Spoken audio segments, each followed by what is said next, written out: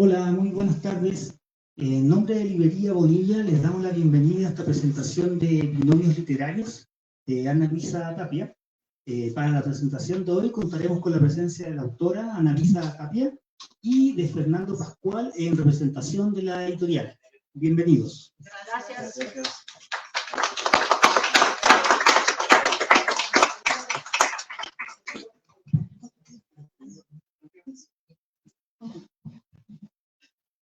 Hola, muy buenas tardes, gracias por estar aquí, contentos. Es nuestra primera presentación que vamos a hacer aquí en Librería Bonilla. Habíamos hecho algunas anteriores en espacios que son más librería, cafetería, etcétera. Entonces, la tendencia que hay de preocuparse por hacer esta mezcla de áreas. Entonces, al momento de estar las fotos o de estar presentando, parece que estás en una cafetería, no en una librería. Entonces, por eso queríamos hacer esta alianza con Bonilla, que además de ser libreros, son editores, con títulos muy, muy potentes y de temas que van desde el cine, estudios latinoamericanos, antropología, etcétera, etcétera. Entonces, bueno, pensamos que en una librería y rodeado de libros, pues los autores se sentirán más cómodos. Entonces, somos una empresa española con las oficinas centrales en Sevilla, y la editorial que publica el libro de Ana Luisa es Universo de Letras, que es una alianza que tenemos con Grupo Planeta. Entonces, pues bueno, a reserva que vaya saliendo más en la conversación, sin más, dejarlas con Ana y sus binomios literarios. Hola, buenas tardes y muchísimas gracias por estar aquí y acudir al llamado. Muchas gracias por estar. Mi libro se llama Binomios Literarios y lo conozco yo. Muchos me preguntan de por qué de las matemáticas, pero yo lo conozco de la lingüística, porque las matemáticas se me dan muy mal. Y es precisamente un binomio lingüístico es, por ejemplo, cuando dos palabras que pueden estar completamente independientes, por ejemplo, blanco y negro, juntas a otro significado, como por ejemplo una foto en blanco y negro, ¿no? Entonces mis libros son 20 cuentos que tienen un tema en común, pero pueden estar los dos completamente independientes uno del otro. ¿Me escuchan bien? Sí. Perfecto. Y entonces voy a leer tres cuentos. Quisiera contarles un poquito cómo nació este libro. Nació en la pandemia, es un hijo de la pandemia. Siempre me ha gustado escribir, siempre he escrito. Había publicado ya también en Berlín un cuentito, por aquí y por allá, pero como que la pandemia, o sea, yo sé que fue algo realmente terrible, pero para mí, o sea, fue un momento como un espacio que pude hacer lo que realmente siempre había querido hacer. Entonces me dio el tiempo, de repente también el mundo se abrió en línea y me fue posible también entrar a talleres literarios, proyectos, etcétera, y de ahí nació este libro. Pues es pequeño, pero para mí es muy grande, ¿no? Muy bien. Son cuentos cortos, así que no se van a asustar.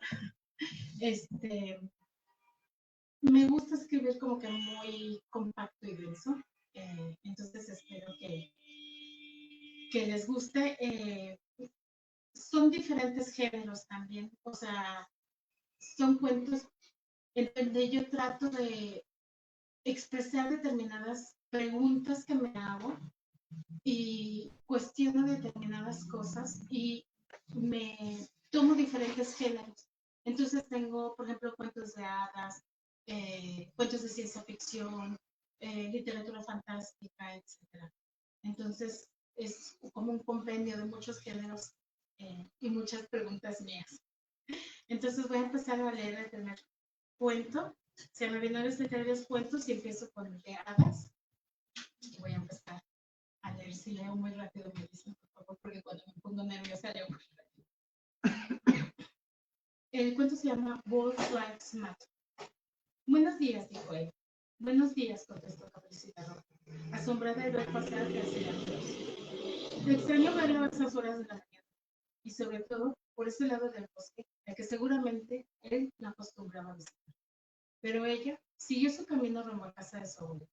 Volvió la cabeza varias veces para comprobar El señor Feroz continuaba realmente con su camino. Faltaban apenas unos cuantos metros para llegar a esa hermosa casita de campo, pequeña, con mucho colorido, flores por doquier, un jardín grande y bien cuidado, una terraza cómoda y fresca, desde donde en las tardes claras se podía ver el sol despedirse. Caperucita tocó la campana de la entrada, 3 toques, como lo habían acordado cuando ella la visitó solo por la primera vez. Al no escuchar nada en el interior de la casa, extrajo la llave de la canasta que llevaba consigo y la introdujo en el cerrojo de metal. Era aún muy temprano y la abuela podía estar dormida. Entró con mucho cuidado para no despertarla. Cerró la puerta de la entrada lentamente y se dispuso a preparar el desayuno. La sorprendería, pero no sin antes echar una mirada rápida a su abuela y asegurarse de que todo estaba bien. Con paso lento y de puntas, se asomó a la alcoba solo para descubrir que ella no se encontraba ahí. Imposible. La llamó varias veces mientras recorría la pequeña casa con prisa. Salió al jardín a gritar su nombre. La buscó en el sótano, en el trastero, en el gallinero. Nada. Ni rastro de la abuela tan querida. Tenía que hacer algo. Y, sin desperdiciar más tiempo, llamó al 911. Al cabo de unos minutos, la guardia de cazadores del pueblo ya estaba interrogando. Caperucita les dijo todo lo que sabía. Les contó que había visto al señor Feroz, que no tenía nada que hacer por ahí, en esa comarca, ya que vivía al otro lado del bosque. Su presencia esa mañana ya le había extrañado de sobremanera, pero ahora tenía un presentimiento. Y, a decir verdad, su presencia le había incomodado y parecía explicar y justificar sus miedos. El señor Feroz la había saludado de una forma tan cordial que a ella le había parecido muy sospechosa. En esa parte del bosque nadie se saluda con amabilidad. La guardia de cazadores no perdió ni un minuto más. En casos especiales, los cazadores utilizaban sus motocicletas todoterreno y pidieron los refuerzos que consideraron necesarios para ese tipo de situaciones. Describieron al sospechoso como un animal grande, peludo, negro y seguramente peligroso. Responde al nombre del lobo feroz. Caperucita había podido echarle una mirada a pesar de estar chateando en su modo y había podido interpretar sus malas intenciones, debido a sus movimientos un tanto titubeantes, aseguraba ella. 25 minutos más tarde, el señor Feroz se encontraba bajo la custodia oficial de la Guardia de Cazadores. Caperucita, sabiéndose influyente y sin preámbulo, entró al cuarto de interrogaciones y le gritó a bocajarro al señor Feroz que qué había hecho con su abuelo. El señor Feroz, que no entendía muy bien ni la situación, ni de qué lo acusaban, le contestó: no sé de qué me habla, señorita. Yo solo hago mis ejercicios como todas las mañanas. Normalmente corro 10 kilómetros diarios. Salgo temprano de mi casa, corro 5 kilómetros de frente, llego al margen del bosque y regreso. A nadie le interesa lo que hacen. Lo único que se le pide es que diga dónde está mi abuela. Confiese ya, le increpó Caperucita. El señor Feroz no supo qué responder. Miró a los oficiales cazadores que hacían como que no veían ni escuchaban nada. Y finalmente dijo: mire, señorita, yo no he hecho nada malo. No la conozco a usted ni quiero conocerla. ¿Puede hacer una llamada? No sé por qué estoy aquí. ¿Podría explicármelo? Exigió saber el señor Feroz con desconcierto. No juegue con nosotros, le volvió a gritar Caperucita. Todo el mundo sabe cómo son los lobos. Mejor díganos, ¿qué ha hecho con mi abuela? ¿Se la ha comido? Señorita, yo soy vegetariano desde hace 2 años. Siento mucho la desaparición de su abuela, pero yo no tengo nada que ver con ella. ¿Por qué no han apresado al señor Venado, que también estaba haciendo ejercicios cerca de la casa de su abuela? ¿Por qué no interrogaron a la familia de liebres que estaban bañándose al borde de la ribera? ¿Por qué solo me han aprendido a mí? El cazador uno le dijo con tranquilidad: lo siento, señor Feroz, pero debemos tenerlo aquí hasta que sepamos algo. Las estadísticas más actuales hablan por sí solas. Y es un hecho que personas de su condición cometen más delitos que otros. No sé a qué se refiere, le contestó el señor Lobo con seguridad. Los lobos siempre hemos sido generosos. Sin nosotros, Roma no existiría. Se nos conoce por proteger a los que nos necesitan cuando los hombres nos abandonan. Y es más, los hombres buscan justificaciones para sus malos actos y nos escogen a nosotros, los lobos, para decir que se han transmutado en nombre de lobo. Si no tienen pruebas en mi contra, Deberían dejarme ir. Esto es una verdadera injusticia, reclamó el señor Feroz. El cazador 3 entró rápidamente a la habitación, gritando que habían encontrado a la abuela. ¡La abuela ha aparecido! Caperucita corrió hacia la puerta de entrada. ¿Cómo era posible?, se dijo a sí misma.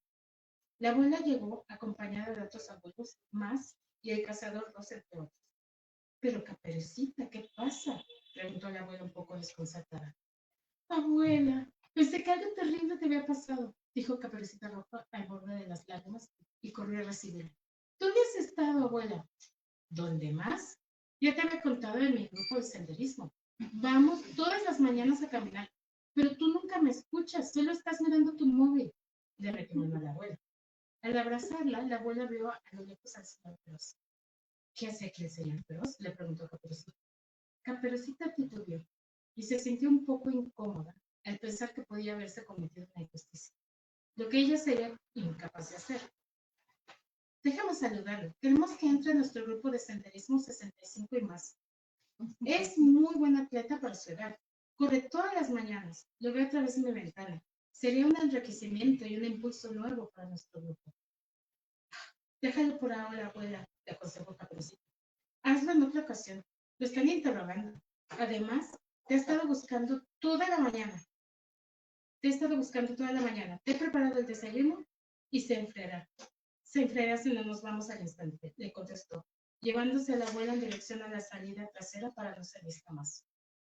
Al señor Feroz se le permitió marcharse, no sin antes recibir la advertencia de tener cuidado con los caminos que escoge para correr y a la gente que trata. Según las estadísticas más actuales, no todos los lugares son tan seguros, sobre todo para la clase de animales como él.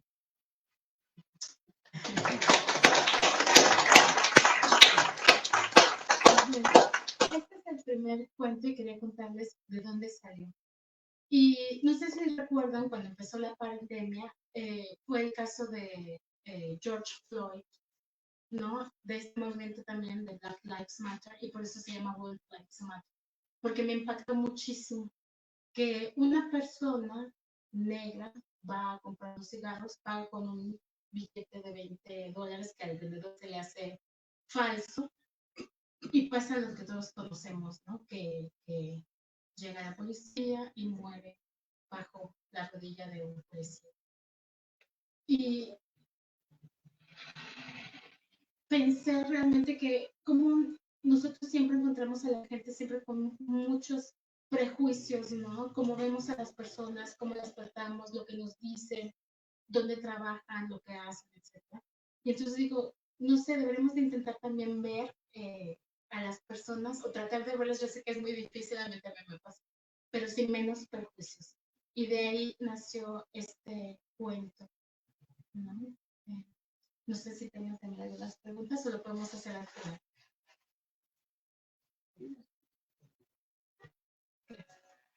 Voy a empezar entonces con el segundo cuento, que se llama La banalidad del mal. 2 de septiembre de 2015. Hola, amor. Llegué muy bien a Alemania. Te escribo este correo con el propósito de desahogarme y para decirte que tendré que quedarme más tiempo de lo que pensé. Estoy realmente en duelo. Mi abuela, mi querida abuela, ha muerto. Sin embargo, es otro dolor el que me embarga. Un dolor que no había previsto en el luto de su partida. Me siento herida y confundida. Sí, esa es la palabra. Confusión, desilusión. No sé qué pensar o qué decir. Me faltan palabras para describir lo que siento. Al final, mi abuela me ha heredado su casa y esta semana, después de un largo tiempo de espera por parte del gobierno alemán, tengo que decidir si acepto la herencia o la rechazo. Hace un mes que sacamos las últimas cosas de su dormitorio y ahí encontré esa pequeña caja de madera de ropa tapiceada con abeto blanco y marfil. Caja que reconocí en edad, pues era su mayor tesoro. Mi primer recuerdo de ella fue la infancia, cuando me mandaban mis padres de México para quedarme con mi abuela aquí, en Hohenschwangau, y así aprender y practicar mejor el alemán. Dormíamos en la misma habitación, y en sus noches de insomnio abría esa caja, pensando que yo dormía, y entonces yo entreabría los ojos y la veía, sentada en la cama de su camisón. Cerraba los ojos y escuchaba la melodía de la cajita, perdiéndose en su mundo de recuerdos, que hasta ahora creía tranquilos y entrañables.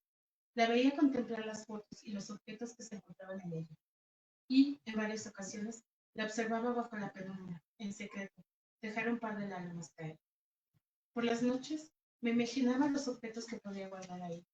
Un rizo de mi madre, tal vez, una entrada de cine, o del salón de baile con mi abuelo, no sé. Ella la llamaba mi cajita de recuerdos. La volví a cerrar, asegurándose de colocar la llave junto a su pecho. Y, en realidad, era la caja de Pandora.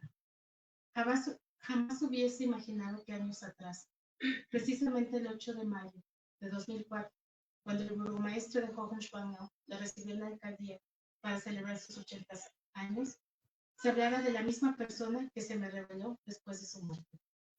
Entre él y el pastor del pueblo evocaron el recorrido de todos sus méritos en la comunidad, su compromiso con la iglesia, la ayuda a los refugiados, la entrega de la Eucaristía a los enfermos, el cariño a su familia, a sus nietos, a quienes, nacidos en el extranjero, recibía y consentía con caramelos, chocolate o simplemente con nuestra comida preferida. La adoraba por eso, por consentirnos, por tener siempre una palabra de amor, de alivio o de alegría cuando lo necesitábamos. Recurríamos a ella cuando hacía falta, siempre lograba hacernos sentir bien. El pastor del pueblo le dio flores que recibió con lágrimas en los ojos y apenas pudo expresar su agradecimiento por el pudor, que era mucho para él, decía. La desbordaban las muestras de amor y de reconocimiento. Y yo le creía todo. Me sentía tan orgullosa de ella. Esa es mi abuela, la que yo conocí. Esa es la abuela que creía sin duda alguna que iría al cielo apenas cerrara sus ojos para siempre. Y ahora siento frío. Me congela pensar en ella. Al abrir la cajita de recuerdos, descubrí con sorpresa y horror que tenía meticulosamente guardado todo, desde el principio hasta el final. Comenzando con el anuncio de periódico, donde se buscaba mujeres jóvenes, fuertes y saludables, de 20 a 40 años, sin ningún conocimiento especial para hacer labores fáciles de custodia en un campo de concentración. Le ofrecían un buen salario y la ventaja de ser funcionaria pública, así como posibilidades de subir en la escala militar y acabando con la pequeña fusta cuidadosamente doblada, con la que golpeaba a sus víctimas. Y no me preguntes si podrían haber sido de otra persona. No había duda alguna, pues llevaba sus iniciales en el nombre, sus medallas por su excelente trabajo, cartas a los bisabuelos, fotos suyas con sus amigos en las barracas, fotos con su uniforme, fotos con su maldad expuesta. Al parecer le habían dado un certificado de excelencia, apenas acabando el entrenamiento de Ravensbrück, y tenía una pequeña bandera con el lema del campo: poder a través de la disciplina, Macht durch Disziplin, disciplina a través de rigor, Disziplin durch Härte, rigor a través del control, Härte durch Kontrolle. Una tarde, después de haber ido al parque a comer un helado, le pregunté qué había hecho durante la guerra. Y ella me contestó que trabajó para el gobierno, pero que no sabía en qué realmente, pues solo rellenaba formularios y los entregaba puntualmente a sus superiores. Ella me había dicho que había corrido con suerte, que su trabajo era bien pagado, que le daban sustento y manutención, que llevaba uniforme. ¿Cómo podría rechazar todo eso? Eso y más, su seguridad, su alivio. Pero, ¿a cambio de qué? ¿Cuál es el precio que tuvo que pagar? En realidad, ella fue una pequeña tuerca más del engranaje que hizo funcionar a la perfección esa inmensa maquinaria de la muerte. En una de las cartas a mis bisabuelos, mi santa abuela les cuenta lo orgullosa que se siente de no solo ser una muchachita más, se había convertido en algo más grande que ella misma, pertenecer al soberano pueblo alemán y cumplir con su deber hasta el último de sus suspiros, escribía. En otra carta describe lo rápido que se había adaptado a la rutina de Ravensbrück y cómo hacía competencias entre sus compañeras para ver quién era la más dura, la más rigurosa. Cómo disfrutaba del poder ilimitado que le otorgaba la nación para cumplir las órdenes que le daban cada semana. Lo llamó responsabilidad, el sagrado cumplimiento de su deber. Cambió a las mujeres por simples números. Y al finalizar el día, se iba simplemente al cine o a tomar una copa con sus colegas de trabajo y pasar una velada entre música y risas. De todas esas inocentes mujeres y niñas que murieron de hambre, cansancio y enfermedad, no pierden ni una palabra.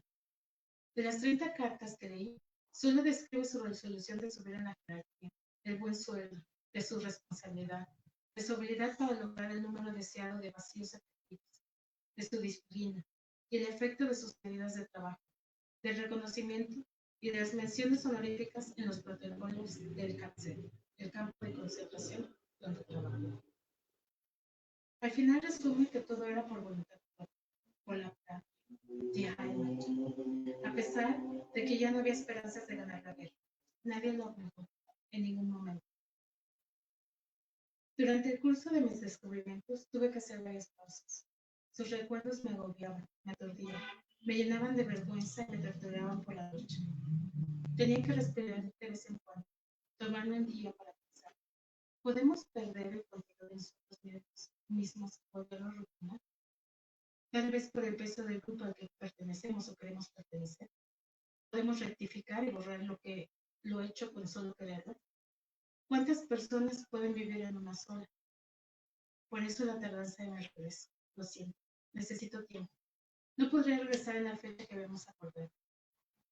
El último objeto guardado fue el fallo del juicio al que la llevaron los aliados el 1 de octubre de 1946.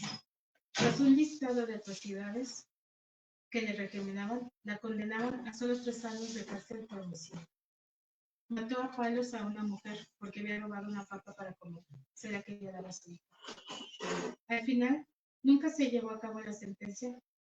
Los aliados necesitaban mujeres que trabajaban cerca de él. Dime tú, por favor, ¿podría aceptar esa herencia? No lo sé. No sé qué hacer. Espero tu respuesta, si es que puedes contestar algo. ¿Te quiere? Lucía.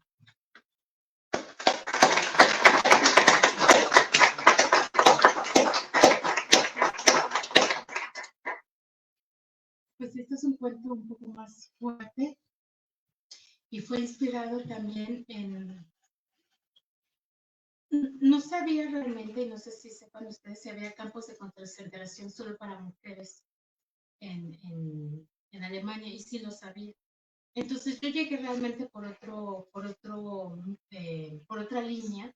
Resulta que leí un libro sobre Stella Goldschlag, que la llamaban el Diablo Rubio, y era una mujer judía que tenía realmente un futuro prodigioso si no hubiera pasado la Segunda Guerra Mundial y si no hubiera odiado hacia los judíos.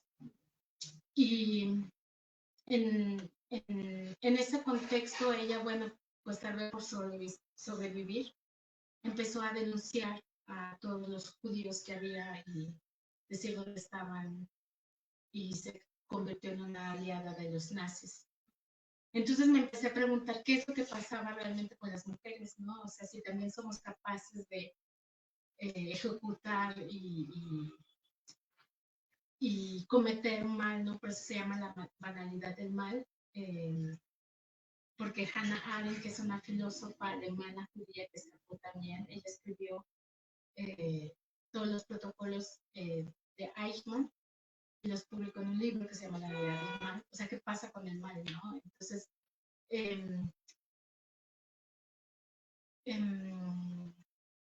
¿cómo explicarlo? La validez del mal en sí, como la cito a ella también, que muchas veces cualquiera puede cometerlo, es lo que decía ella, ¿no? Cualquiera que esté dentro de un marco jurídico que lo permita, podemos, como quien dice, dejar de pensar y decir yo estoy haciendo mi trabajo y cometer las atrocidades que se cometieron. Y eso es lo que decía, por ejemplo, Eichmann, ¿no? Sin embargo, como le estaba contando ya también a Fernando, hay otra premio Nobel, una escritora rusa, que ella escribió un libro que se llama La guerra no tiene rostro de mujer, en donde explica que las mujeres seríamos incapaces porque por nuestra condición de ser madres podemos reconocer en el otro al hijo, a la madre, ¿no? Podemos empatizar como con más fuerza, ¿no? Pero bueno, esa era mi pregunta, ¿no? Por esto escribí este libro. Digo, este cuento. Perdón. Muy bien. Y ahora ya el último cuento, que es cortitito, se llama El beso.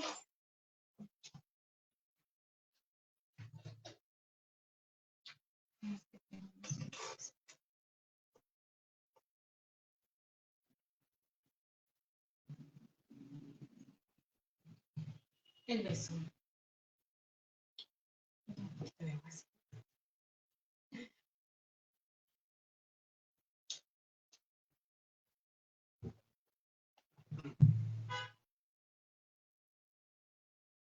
El beso.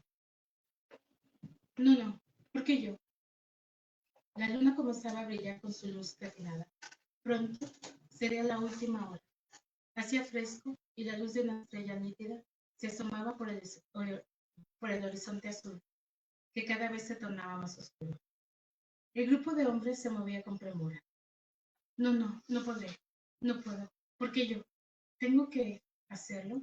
No podré, es mucho para mí. Pero él cree en mí, sabe que lo haré, lo ha dicho. Soy el más fuerte, confía en mí. Lo quiero tanto, tanto. Pero ¿cómo puede pedírmelo? ¿Señalarlo? Yo, a él, no tiene derecho, no podré. Miró de reojo a sus acompañantes.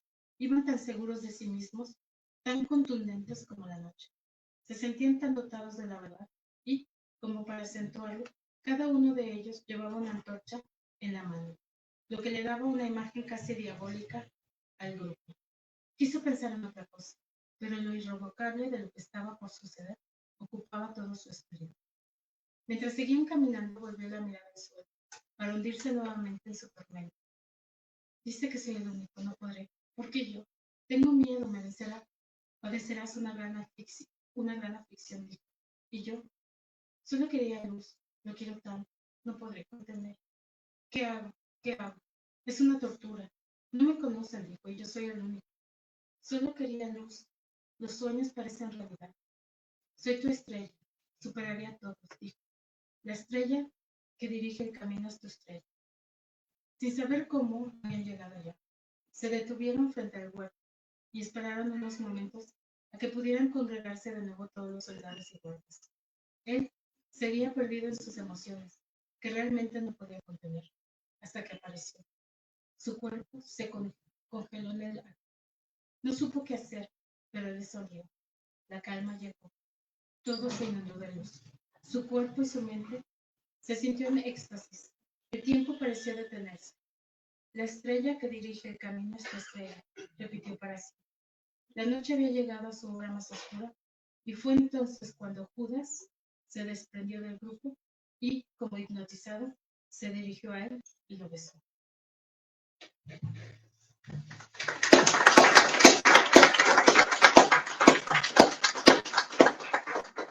Bueno, este último cuento es así como de mis favoritos, pero no sé si se enteraron, fue en los años 70 cuando se descubrió un evangelio gnóstico de el evangelio según San Judas. Y se dio a conocer hasta apenas el 2005. Pero la pregunta es, ¿y si realmente, o sea, realmente Judas fuera el mejor amigo de Jesucristo? Porque si sin él, realmente la historia que todos conocemos no hubiera sido nunca posible. Entonces, como que fue el detonante, ¿no? Que dije, bueno, pues a lo mejor sí pudo haber sido así, ¿no? Y si fuera, ¿no?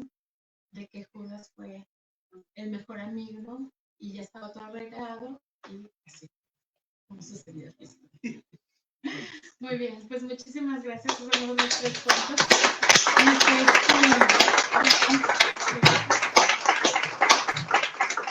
Como dice Ana Luisa, queremos abrir una instancia de diálogo con el público, entonces si alguna persona quiere hacer algún comentario, alguna pregunta, el micrófono disponible.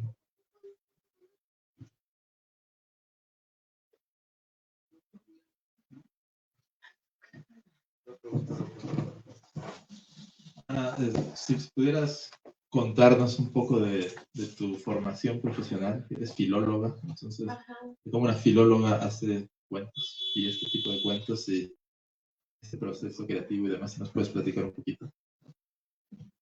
Bueno, yo como les había comentado antes, o sea, siempre he escrito y me ha gustado escribir. Y aquí hay dos personas que acabo de ver que saben que siempre he escrito. Y bueno, y como siempre me ha llamado la atención la literatura, y fue por lo que me decidí estudiar esto. Me fui a Alemania y a mí se me dio la oportunidad. Bien. Sí.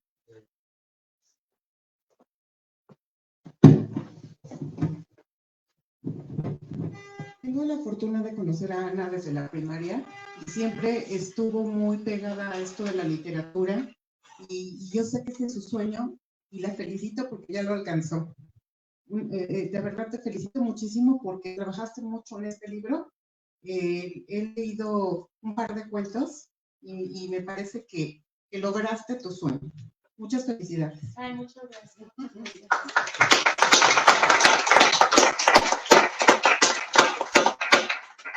¿Algún otro comentario, pregunta, consulta?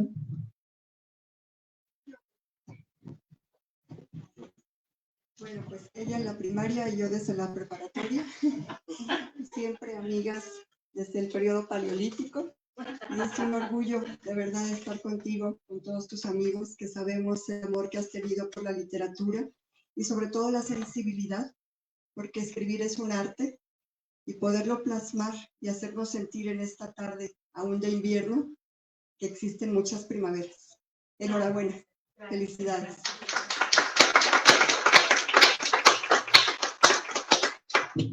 ¿Algún otro comentario o pregunta? Bueno, de los 3 cuentos que escuché, me encantó el hecho de que son cuentos fuera de la caja. Son cuentos originales, son cuentos que, o sea, no son lo que uno espera, sino que nos sorprendes. Y también te felicito porque, como dicen por ahí, estás realizando tu sueño. Y también te conozco desde la primaria, bueno, lo máximo. Gracias, felicidades. Eso es muy interesante, porque yo creo que esto es lo que me gusta, como que sorprender al lector, ¿no? Que se espera otra cosa. Y sí me gusta escribir también. Bueno, perdón. Hola, ¿qué tal? Yo no te conozco, te estoy recién conociendo, estoy tu obra en la mano y escuché cuando leíste tu cuento de El beso. Y mi pregunta es, ¿por qué incluirlo en un apartado que llamas de la equivocación y no, por ejemplo, en un apartado de la locura o del alma? Bueno, de la equivocación es porque creemos que la historia sucede así, ¿no? Y me pregunta era, ¿y si hubiera sido diferente? ¿No? O sea, si ya realmente Judas como mejor amigo de Jesucristo lo hubieran confabulado. Entonces, como que dice, todo este tiempo nos hemos equivocado. Así lo pensé yo, ¿no? Sí. No, No, en nombre de Librería Bonilla, queremos agradecer a Ana Luisa Tapia y a Fernando Pascual por esta presentación de Binomios Literarios. También aquí al público presente, hay libros de Ana Luisa sobre el mostrador, por si a alguno le interesa. Muy buenas tardes. Gracias.